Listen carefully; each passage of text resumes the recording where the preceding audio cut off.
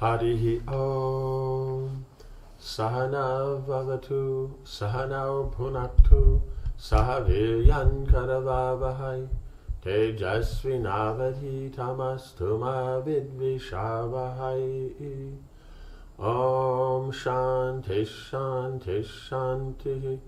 Om Jaya Shri Krishna Chaitanya Prabhu Nityananda, Shri Advaita Gadadhara Shiva Sari Gaura Bhakta Vrinda.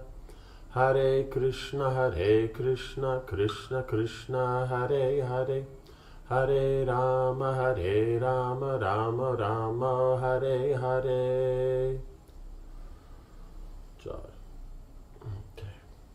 So now we're Maitreya Muni has just cursed Duryodhana because he doesn't behave properly and all that kind of jazz.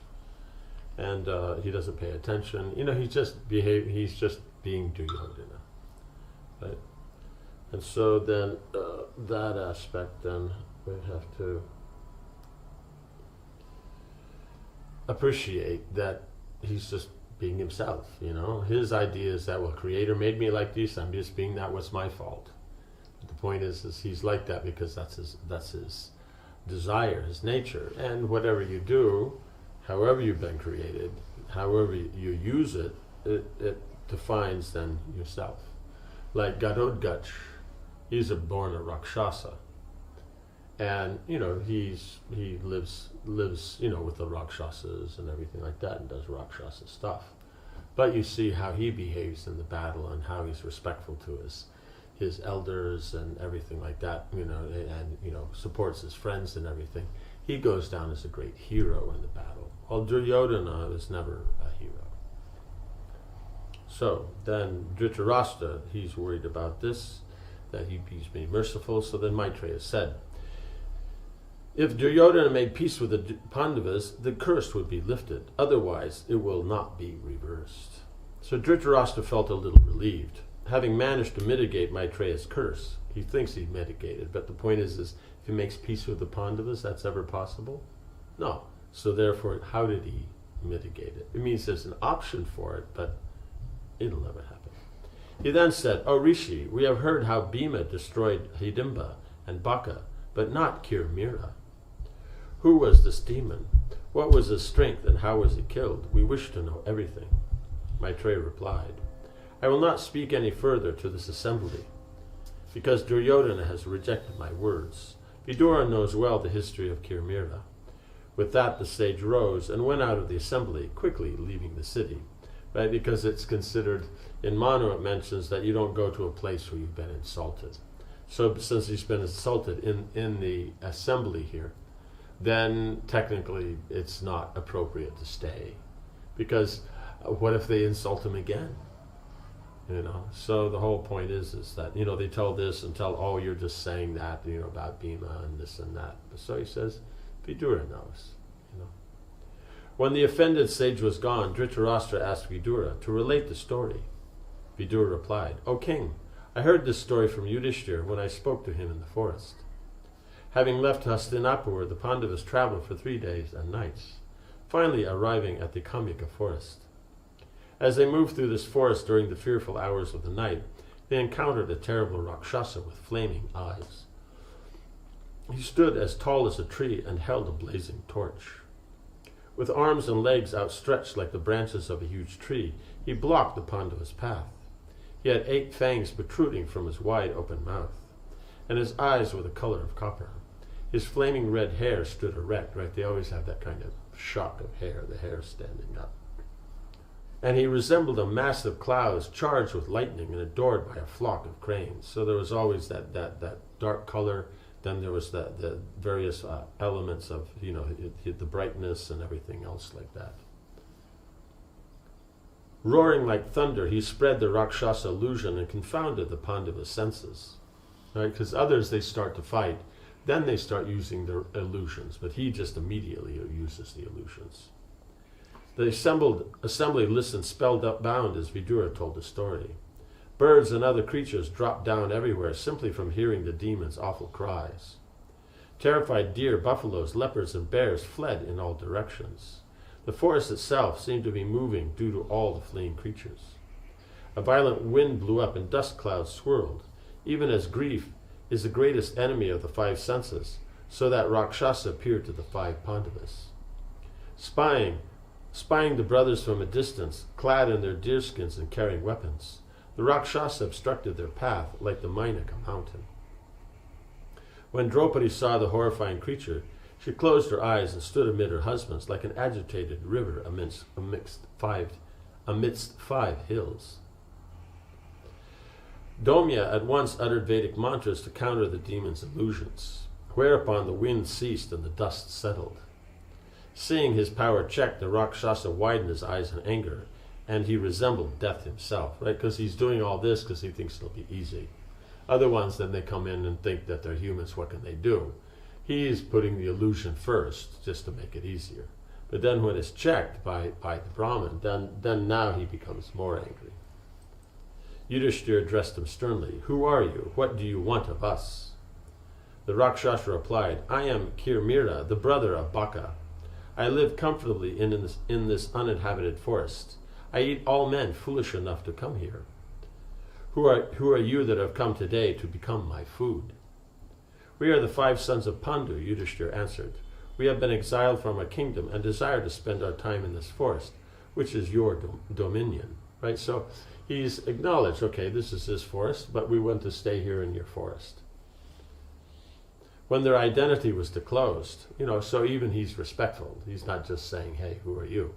Because the Rakshasas there is uninhabited. He's staying there. It's his area. So then they're saying, okay, it's your area. We've been exiled from the kingdom. We're staying in the forest. We'd like to stay here in your forest. When their identity was disclosed, the Rakshasa, bellowing in joy, "Ha, what good luck! Fate has today fulfilled my long-cherished desire. I have wandered around in the hope of finding Bhima, my brother's killer. Now he stands here before me at the dead of night, when my power is greatest and when I am hungry." Right? So you put all that together. So they're more powerful like that. He has his revenge that is there, and he's very hungry. Disguised as a Brahmin, this wretch slew my brother and stole his sister. I shall now wreak my vengeance upon him. I will kill him and offer his blood to Baka's departed soul. Right? His own idea of Tarpana. In this way, I shall be freed of my debt to my brother. I shall devour Bhima, digesting him even as Agastya digested the Asura. Vatapi means like immediately. Yudhishthira rebuked the Rakshasa. "This can never be." The mighty Bhima at once tore up a huge tree and stripped it of its branches. Because if it has branches, when you swing it, it'll move slowly. So first you root up the tree and take off all the small branches. You break off the branches. So you just have the trunk and the main things.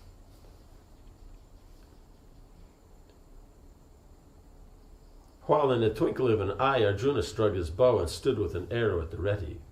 Bhima checked his brother and advanced alone to face the demon, right? Because, this is his fun. Otherwise, Bhima is very disturbed being in the forest, so at least he should have a little fun.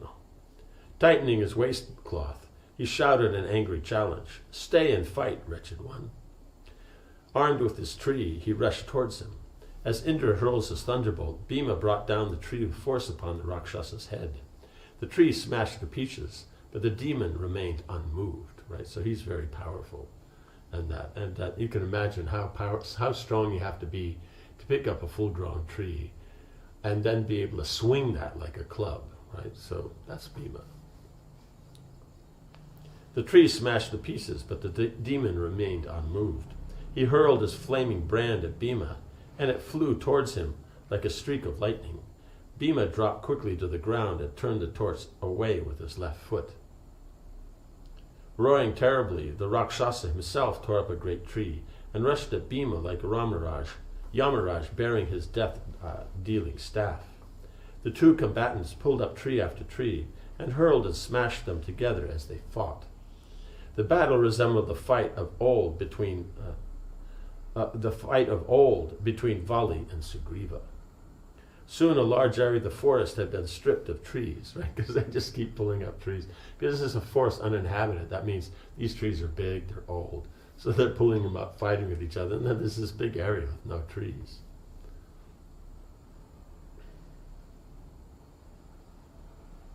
The angry demon then lifted and hurled a massive rock at Bhima, who caught the boulder and tossed it back. Kimira rushed at Bhima with outstretched arms, even as Rahu goes to devour the sun. They grappled together, rolling about on the earth like a couple of infuriated bulls locked in mortal combat. The fight was fierce and hard, lasting for almost an hour. Bhima, proud of his streak, was conscious of Draupadi watching him. Then he remembered Duryodhana's insults towards the princess. Looking at the demon as if he were the Kaurava, Bhima's anger swelled. He seized the Rakshasa like one maddened elephant seizing another. Kimira also seized the Pandava, but Bhima lifted him and threw him down violently. He then took hold of the demon by the waist and began to shake him as trees are shaken by the wind. As he was being shaken, the demon reached up and with all his strength grasped hold of Bhima by the neck. Bhima repeatedly lifted and smashed the demons down, Rakshasa down, even as the demon gripped him with hands like steel vices. Right, so he threw him down, and by the waist he's picking him up and then just throwing him like that, even though he's holding onto him. The earth shook and the forest echoed with the sound of Kimira's body striking the ground. He roared fearfully like a discordant trumpet. Bhima lifted him and whirled him around with tremendous power. Seeing that the Rakshasa had fallen unconscious, Bhima threw him to the ground. He placed his knees on his chest and strangled him. As the demon died, Bhima said, "O sinful wretch, you need no longer wipe away the tears of Baka and Hidimba's relatives, for now you will be joining those dead demons." Leaving Kimira's body lying on the path, devoid of clothes and ornaments, Bhima rejoined his brothers. Because in the fighting, just all the ornaments fly, everything flies off.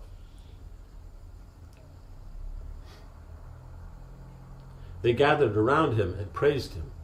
Again, placing Draupadi in the center of their party, they entered deeper into the forest. The assembly was amazed to hear the story. Vidura concluded, "This is what I heard from Yudhishthira. When I was passing through the forest, I saw for myself the Rakshasa's body, after being smashed by Bhima's blows." Dhritarashtra sighed and said nothing. Yeah, so he's just going, because his son, is he that strong? He was becoming increasingly anxious. Bhima had promised to kill all his sons, right? Originally he would have just killed Duryodhana, like that. But because they kept harassing, because they couldn't just leave it alone. When they're in a weakened position, they immediately take advantage, like that. When they're in a stronger position, they're lamenting, what are we going to do, our enemies, like that. And as soon as they have the advantage, instead of just being happy that, okay, now we have the advantage, no, they have to pinch, poke, and like that, until they get Bhima to curse them. Now he said he's going to kill all 100 sons. And we see here is that he told the story that when he saw Draupadi, then he thought of Duryodhana. That's when he killed the demon. Otherwise, they were fighting for an hour, basically equally matched. But when he thought of him, then what's going to happen? So, when you go into battle with Duryodhana, he's going to be thinking Duryodhana. Who or what could ever prevent him from fulfilling his promise? The king's heart burned as he slowly made his way to his chambers. Chapter 24, Yudhishthira's moral instructions. When Krishna heard the news that the Pandavas had been exiled, he decided to go and see them in the forest. He invited Balaram, Dristadumna, Shikandi, and many other kings to accompany him, along with Subhadra and her son. And together they rode to the Kamyaka forest. Seeing Yudhishthira and his brothers dressed in deerskins and stripped of their kingdom, both Balaram and Krishna were enraged. Krishna said, "I cannot tolerate this injustice. The earth shall drink the blood of Duryodhana, Karna, Shakuni, and that fourth one, Dushasana."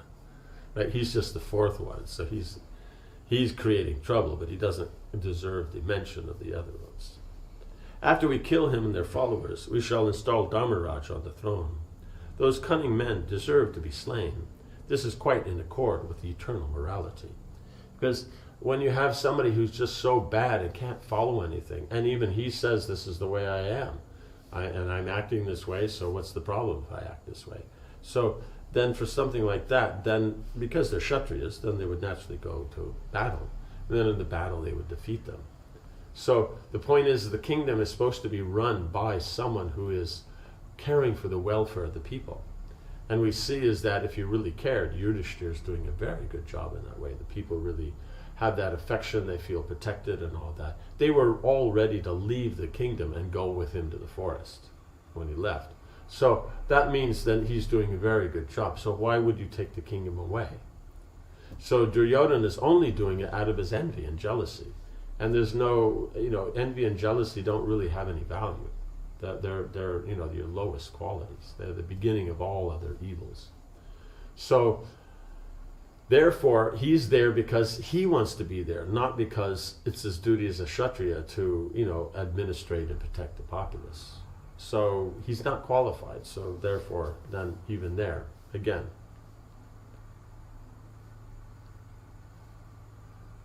Krishna's anger blazed. He seemed about to consume the entire creation.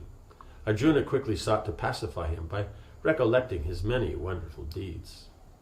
O Krishna, the great Rishi Vyasadeva, has told me that you are the cause of creation, the mover of all minds, and the beginning and end of all things. All asceticism rests in you, who are the embodiment of all sacrifice, and the eternal supreme person. All the gods depend upon you, and you are the origin of the universal creator, Brahma. O mighty arms Keshava, you have appeared many times on earth in different incarnations. Accepting Krishna as the cause of even the almighty Vishnu, Arjuna described the various Vishnu avatars would appear in past ages, right? Because Krishna is the original, and then from him come all the different avatars. O Krishna, as Narasimha, you slew the mighty Asura Hiranyakashipu. As soul of all beings covering the heavens, you dwell in the body of the sun and imbue him with your own effulgence, right? So the sun has this unlimited effulgence that it has because it's coming from Krishna's effulgence. So that's why the sun doesn't go out. This idea that they have that the sun will just run out of energy at some point. No, at the end of the universe, when it's Brahma's life, then the whole thing will be brought back into Mahavishnu. All the energies will go back. But it's not that it's going to run out at some time. What they're seeing in the heavens, they see planets, stars go out. Those aren't the same as our sun. Those are just the heavenly denizens and all that because of their pious qualities. Those qualities they have, they glow. Just as Krishna, because of his qualities, you have the Brahmajyoti, and the sun is just a fraction of that potency. And so then they shine, but they're only there for a certain amount of time. They're there for millions of years, or depending on who they are, they might even be billions. Depends on how much piety and what planetary system and all that.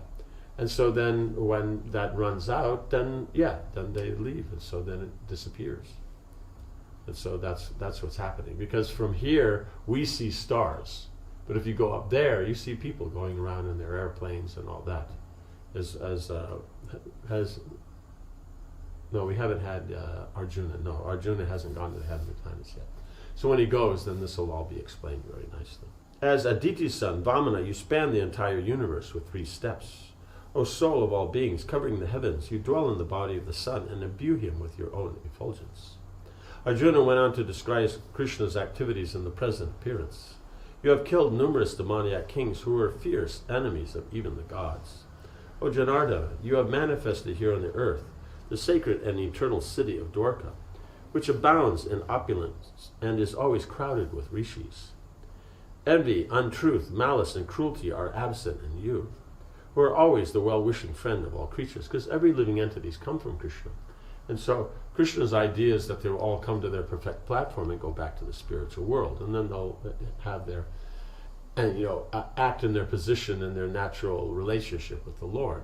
So it's only for the pastimes, because these things, we hear the battle, that we become inspired on, how we should behave nicely, do things righteously and everything like that. And everybody likes a good story, a good romantic story, a good chivalrous story, or if you have the combination like Arjuna, you have both of these things. So, that just is inspiring that we'll behave nicely, we'll do better, we'll things like this. So he comes because they're demoniac. They're in the cycle of samsara. They've gone up, now they're coming down into the worst mentalities, And so then he comes, and then, in battling with them, then makes wonderful ways that you can remember him and remember his pastime. And at the same time as by them being killed by him, they'll get purified, because Krishna is the supreme pure. So when the demon is cured by Krishna, they get liberation. They're completely freed of all the mundane aspects.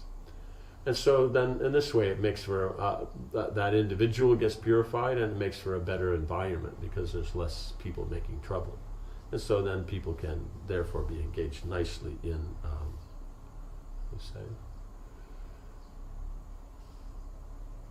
in their particular duties. Like that. Yeah. Time is up? Okay. Om Hare Krishna, Krishna Krishna, Hare Hare, Hare Rama, Rama Rama, Hare Hare. Jai Shri Prabhupada ki jai.